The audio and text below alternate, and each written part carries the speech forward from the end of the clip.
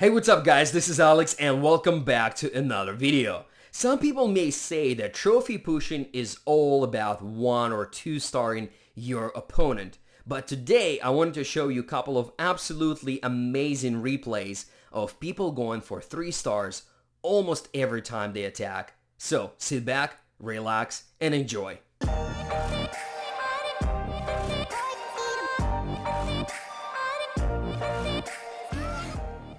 Alright guys, so here's the first replay by Soph from Marshall's Nation. As you probably know, Soph is a very good friend of mine and I see him attack all the time and I absolutely love sharing his attacks because I truly believe he's one of the best and the most experienced attackers in Clash of Clans.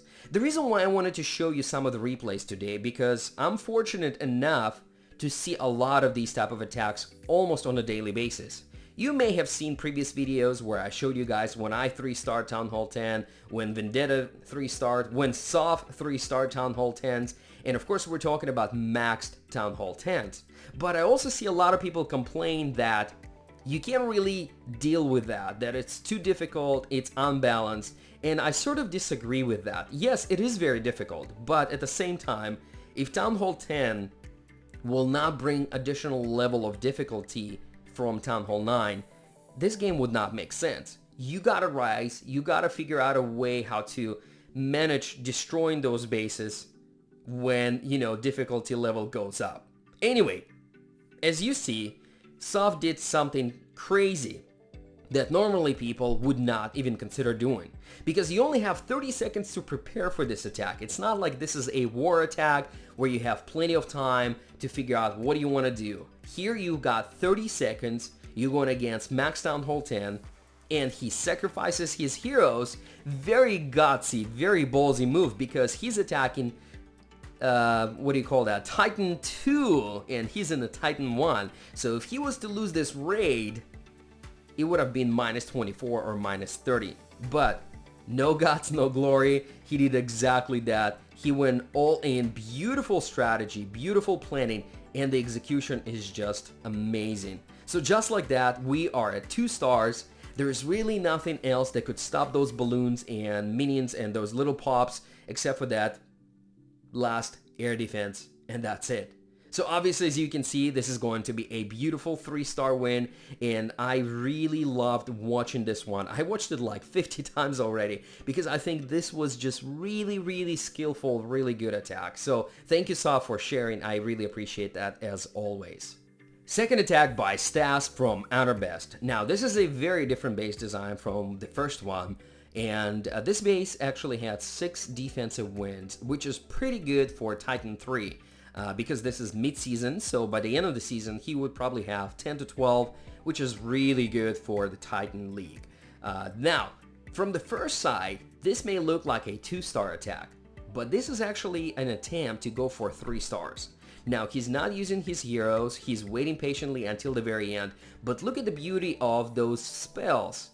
Free spell, rage spells, and just like that, balloons destroying this base, taking down Town Hall, and obviously you can see this is a guaranteed 2 stars.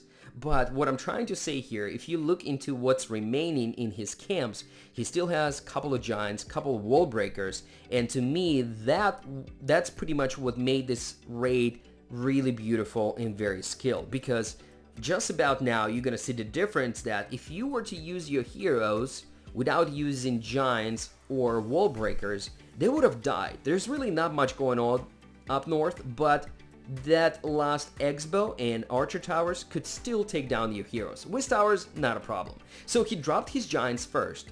Now he's gonna use his wall breakers just to make sure that King doesn't go all the way around and get into the middle of that remaining portion of the base.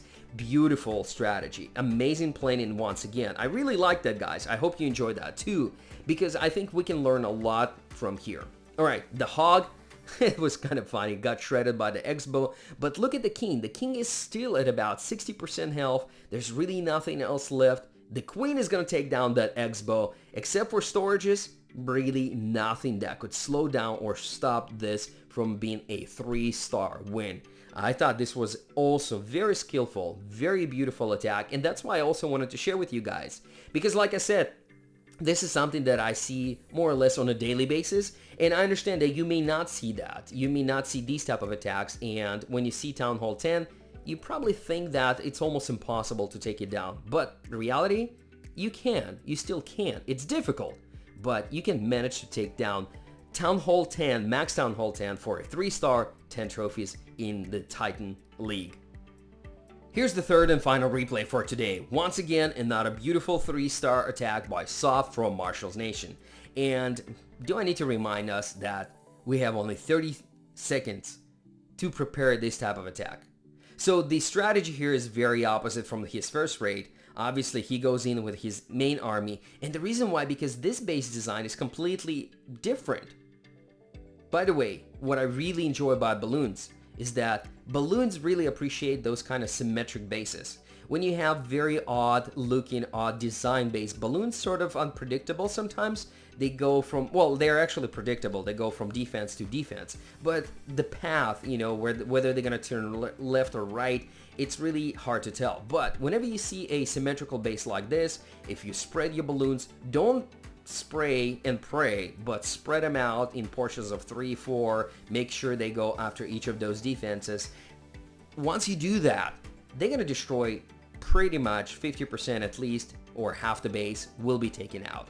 So what I really liked about this attack is the placement of his balloons and also patience.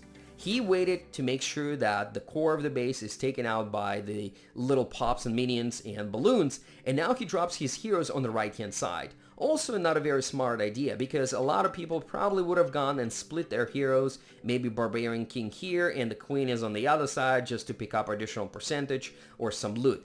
Soph actually did the opposite. He made sure that the King is taking the heat while the Queen is using her power, and Queen actually is a little bit stronger when she's taking down all those buildings. So to make sure that happens, he uses them in the combination. Beautiful strategy, fantastic attack once again.